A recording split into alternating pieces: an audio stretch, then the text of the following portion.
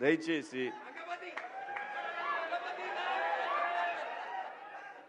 ఇంకో విషయం చెబుతున్నా, అమ్మాయిలు హీరోయిన్లు ఏ బట్టలు పెడితే వేసుకొని పోతే మనమే దరిద్రం అనుభవించాల్సి వస్తమ్మా. ఏమనుకోవద్దు, హీరోయిన్లు అందరూ మీరు అనుకున్నా నాకు పోయేది లేదు, లాగి పీకుతాం మనం, అది వేరే విషయం. కానీ మీ అందం చీరలోనో మీ అందం నిండుగా కప్పుకునే బట్టల్లోనే ఉంటుంది తప్పితే సామాను కనపడే దాంట్లో ఏముండదమ్మా.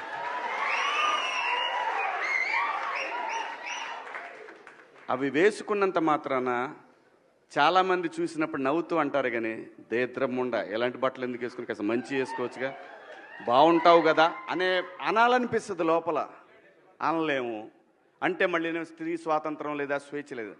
స్త్రీ అంటే ప్రకృతి, ఎంత అందంగా ఉంటే అంత గౌరవం పెరిగిద్ది. ఈ ప్రకృతి అద్భుతంగా ఉంటుంది. అలాగే స్త్రీ మా అమ్మ చక్కగా ఎప్పటికీ గుండెల్లో కనపడతా ఉంటుంది, ఒక సావిత్రమ్మ కానీ ఒక సౌందర్య కానీ. అలాగే ఈ జనరేషన్లో ఇంకా చాలామంది, రష్మిక, చాలామంది అమ్మాయిలు ఉన్నారు.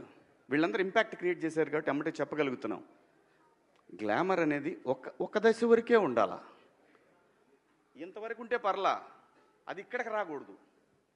నేనేవాళ్ళే కానీ చెప్పడానికి మళ్ళీ అందరు రేపు పొద్దున పెద్ద పెద్ద వాళ్ళంతా బయలుదేరతారు, మాకు స్త్రీ స్వేచ్ఛ లేదు. స్వేచ్ఛ అనేది అదృష్టం.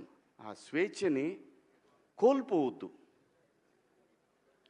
మన గౌరవం ఎప్పుడు పెరుగుద్దంటే మన వేష భాషల నుంచే మన గౌరవం పెరిగిద్ది.